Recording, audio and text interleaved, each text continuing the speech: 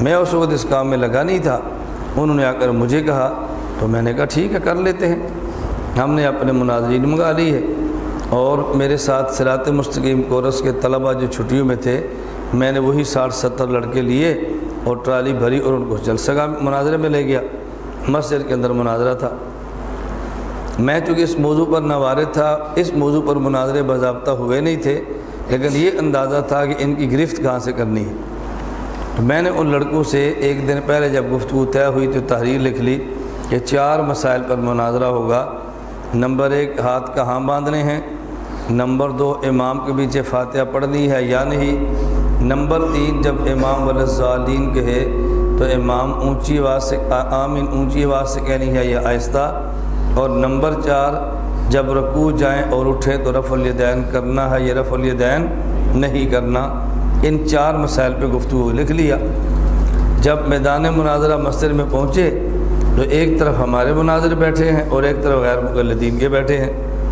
اب غیر مقلد مناظر اٹھا، اس نے اٹھتے ہی بات شروع کر دی کہ دیکھو بھائی آج اس بات پر بات ہوگی کہ اللہ کے نبی صلی اللہ علیہ وسلم نماز میں رفع الیدین کرتے تھے یا نہیں کرتے تھے۔ ہم دلائل سے ثابت کریں کہ رفع الیدین کرتے تھے، اور ہمارے انفی بھائی ثابت کریں کہ رفع الیدین نہیں کرتے تھے۔ رفع الیدین کرنا رسول اللہ صلی اللہ علیہ وسلم سے ثابت ہے، اور یہ کہتے ہیں ثابت نہیں ہے۔ ابھی مناظرہ شروع نہیں ہوا، نہ میں مناظرے کا صدر، نہ مناظرے کا معاون، اور نہ میں ثالث، میں تو کچھ بھی نہیں کروانے والوں میں سے تھا۔ میں کھڑا ہو گیا، میں نے کہا بھی مناظرہ میں نے رکھوایا ہے، انہوں نے نہیں رکھوایا، اس لیے میں جانتا ہوں کہ مسائل کون سے ہیں، اس کو پتہ ہی نہیں کہ مسئلہ کون سا ہے۔ وہ تو تیاری کو رفع الیدین پہ کر آئے تھے نا، انہوں نے کتابیں اس کی سیٹنگ کی تھی۔ میں نے کہا ہم نے 4 مسائل پہ مناظرہ کروانا ہے، اور عوام کو متوجہ کر کے میں نے بات سمجھائی۔ میں نے کہا دیکھیں ہم نماز پڑھنے لگے ہیں یا نماز ہم نے شروع کر دی ہے، 4 مسئلے میں بتاتا ہوں، ترتیب آپ بتائیں۔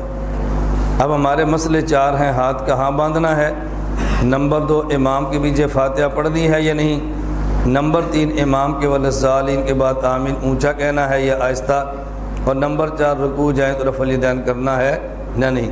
میں نے کہا ہمارے پاس تحریر موجود ہے، ان 4 مسائل پہ مناظرہ ہونا ہے۔ اب آپ مجھے بتائیں کہ جس مسئلے پر اس نے بات شروع کی ہے، اس کا نمبر 4 ہے یا نمبر 1 ہے؟ میں نے عوام سے پوچھا اس کا نمبر 4 ہے یا 1 ہے؟ لوگوں نے کہا جی 4 ہے۔ میں نے کہا پہلے تو ہم کھڑے ہوں گے کہ ہاتھ کہاں باندھنے، اس کے بعد فاتحہ شروع ہوگی، اس کے بعد آمین ہوگی، اور اس کے بعد رفع الیدین۔ جب رکوع میں جائیں گے تو رفع الیدین کا مسئلہ چھیڑے گا نا۔ ابھی تو ہم کھڑے ہیں، مولوی صاحب ہمیں رکوع میں لے جانا چاہتے ہیں۔ ہم کہتے ہیں ابھی قیام والے مسئلے کر لیں پھر رکوع والے مسئلے کریں گے، یہ کہتے ہیں قیام والے چھوڑیں پہلے رکوع میں چلیں۔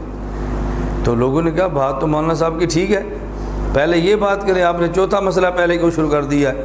میں نے کہا چونکہ اس کے پاس پہلے 3 پر دلائل نہیں ہیں، اس لیے اس نے چوتھا مسئلہ چھیڑ دیا، کیونکہ میں تو اشتعال میں اس کو لانا تھا نا تاکہ وہ یہ ہاتھ والا مسئلہ شروع کرے۔ غیر مقلدین کے ان 4 مسائل میں سے کمزور ترین مسئلہ ان کا سینے پر ہاتھ باندھنے کا ہے، یہ سب سے کمزور مسئلہ ان کا دلائل کے اعتبار سے، اس لیے وہ اس کو ہاتھ نہیں لگائے گا۔ اور میرا اپنا خیال یہ ہے آپ نے آج تک سینے پر یا ناف کے نیچے ہاتھ باندھنے پر مسئلے پر کبھی مناظرہ نہیں سنا ہوگا، میرا اپنا خیال ہے کبھی آپ نے اس موضوع پر مناظرہ نہیں سنا ہوگا، اور کبھی کسی غیر مقلد نے اس مسئلے پر چیلنج بھی نہیں کیا ہوگا، نہ آپ نے چیلنج سنا ہوگا نہ آپ نے مناظرہ سنا ہوگا۔ کیوں؟ یہ ان کا کمزور ترین مسئلہ ہے۔ ہماری ایک خامی ہے اور ہمیں اپنی خامی دور کرنی چاہیے کہ ہم بیٹھ کے مشورہ نہیں کرتے کہ جس فرقے سے ہمارا تعلق ہے اس فرقے کا کمزور مسئلہ کون سا ہے، مضبوط کون سا ہے، اس کے مسئلے پر دلائل اس کے پاس کس مسئلے پر ہے، کس مسئلے پہ نہیں ہے، ہم اس پہ غور نہیں کرتے۔ جب چیلنج دے تو کس مسئلے پر دینا ہے اور کیسے دینا ہے، ہم اس پہ غور نہیں کرتے۔ اور مخالف باقاعدہ بیٹھ کے مشورے کرتا ہے کہ چیلنج کیا دینا ہے اور کس مسئلے پہ دینا ہے۔ ضرورت اس بات کی ہے کہ ان مسائل کو توجہ اور سنجیدگی سے لیا جائے اور اس کو محض وقتی بات سمجھ کے اس کو مسترد نہ کیا جائے۔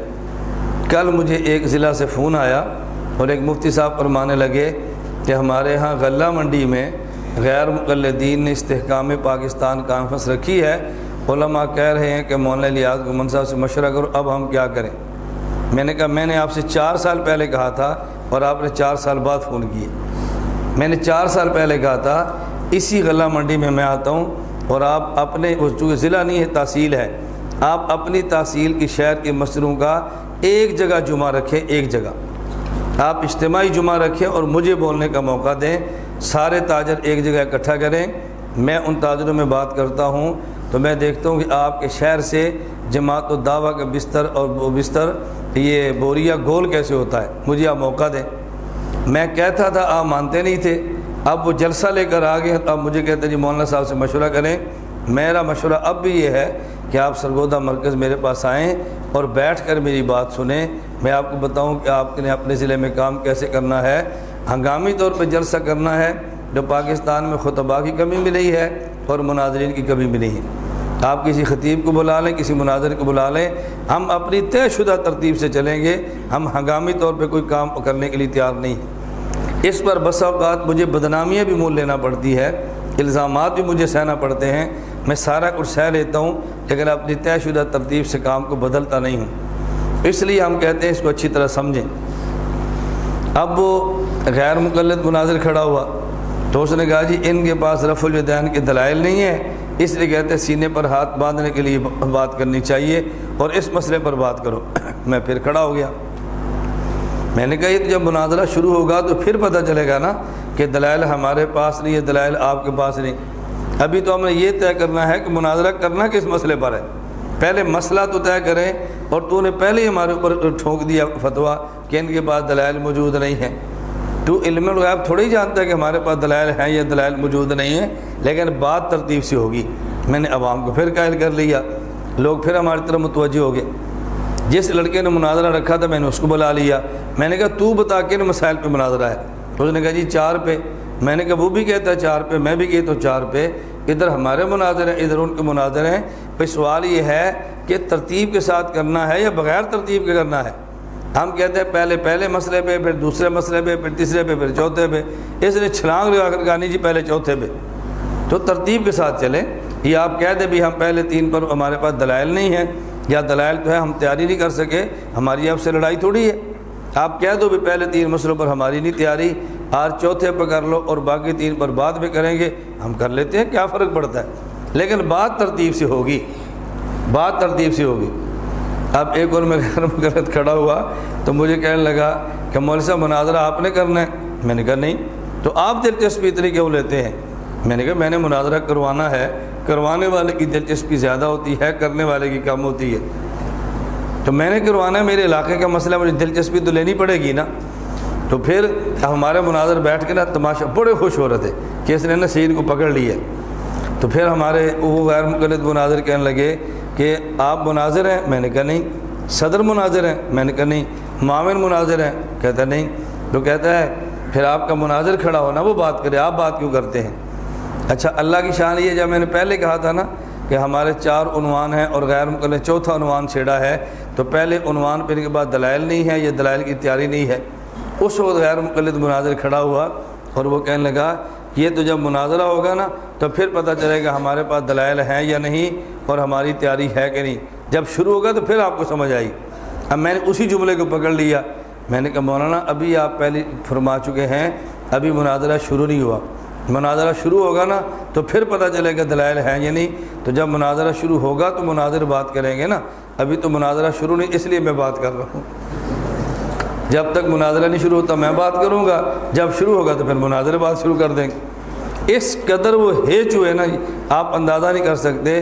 بالآخر ہم ان کو اسی مسئلے پر لے آئے کہ آپ سینے پر ہاتھ باندھنے کا مسئلہ ثابت کریں۔ اب انہوں نے دھوکہ کیا دیا، انہوں نے لکھ دیا کہ سینے پر ہاتھ باندھنا سنت ہے۔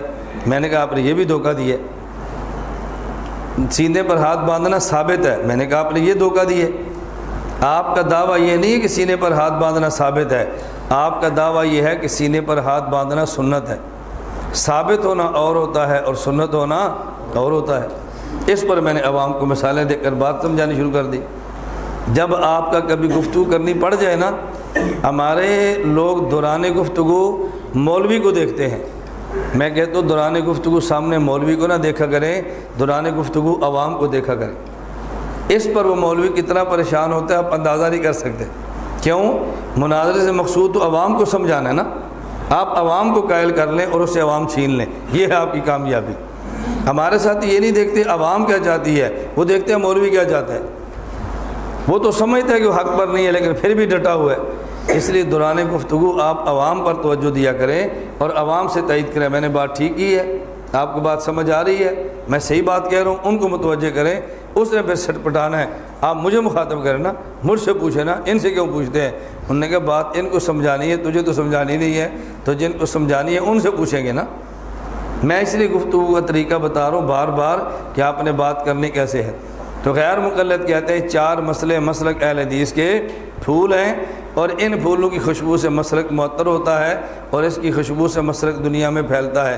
تو پہلے پھول پر ہم بات کر لیتے ہیں کہ پہلا پھول ہے کیا۔ آپ پہلے بات سمجھ لیں کہ اس مسئلے پر غیر مقلدین کا مسلک